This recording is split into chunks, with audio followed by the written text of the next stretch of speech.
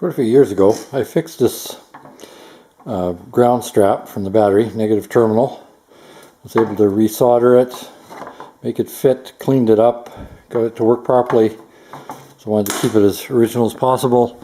Cleaned up the brass, and I did have the oxides out of it, but it looks like they're coming back. And then the other day I went to start the car and it wouldn't start.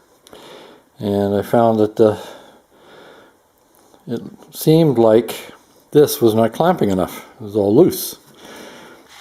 And so I thought, well, I better replace that. So I bought one. And it was somewhat disappointing because the only one I could get on short order was one that was covered in PVC and was a more modern one. But then I put that on the post and it didn't work either. And I looked at this quick disconnect for the battery, and it seemed like the post was pretty small. So I took it out, I heated it, and I banged it to try and spread the thing. So I got it spread, but it's not, you can see it's not spread on the bottom there too much. Mostly just on the top, even though I was heating it and trying to get it to compress. That was after I took the switch apart. Now, so I thought I would do a little review on that switch, since it seems it's a piece of you-know-what. And it appears that switch, made in a faraway land where they eat a lot of rice, is lead, even though it looks brass. The end point there is lead. It's very soft.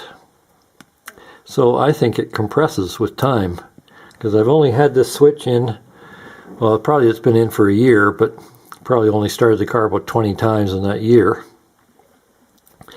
And it collapsed. So I'm going to have to get a better switch. So beware when you buy these things. That $20 quick disconnect is going to have to be replaced. So make sure of the quality of them. Even though it looks like it's brass, it probably isn't. And make sure where it's made too. So I'm going to try and get one that's much better quality. I'm not sure I'll go with this type again because that knob makes the contact. So it's actually a pretty small contact. I'm going to bring the two pieces together, but they're insulated. So basically all you're doing is roughly a quarter inch thread, coarse thread, and a flat spot underneath that knob. And the flat spot does not have a lot of area. The clamps have much more area than that. So on a 6-volt system, that will not be ideal. And that might have something to do with why the thing shrunk. So there you go. Beware. You can see by the battery that I live on a dusty road. That's all I've been able to test the car on so far, other than when I've had a permit to take it to town. But that battery switch is going to have to go, as I've said before. It's a simple design, but it's a crude design, and I don't think it's very effective. Unfortunately, I didn't keep the brand name. I did buy it at Napa, and to be fair to Napa, usually I've had good success. They've sold good parts, but this one is not a good part. And as far as I can tell, its brand is Spurtar, and it's got all sorts of things wrong with it. The design is poor, and there's a small contact area. The post shrinks.